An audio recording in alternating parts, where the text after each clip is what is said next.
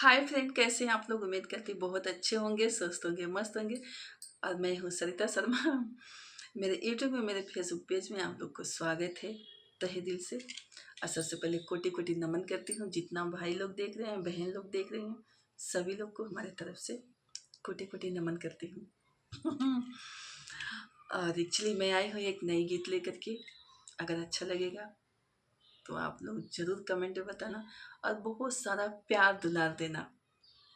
मैं सुना रही हूँ।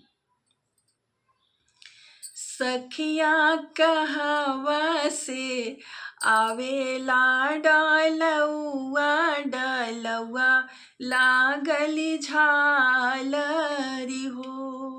सखिया कहवा से आवेला डालौआ डालौआ लागली झालरी हो। सखिया कहवा से आवेला डालौआ डालौआ लागली झालरी हो।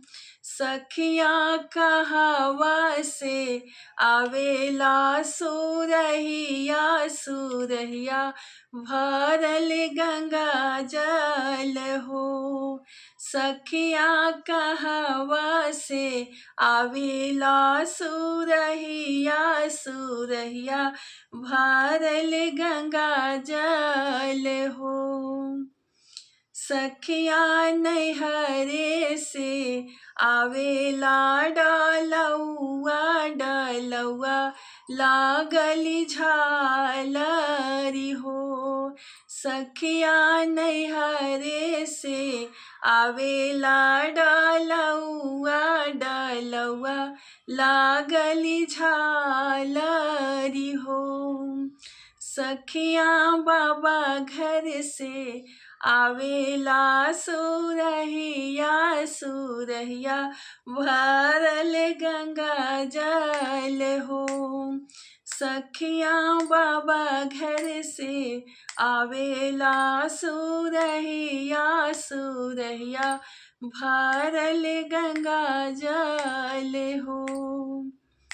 अम्मा मोरे देली डालौआ डालौआ लागली झालरी हो।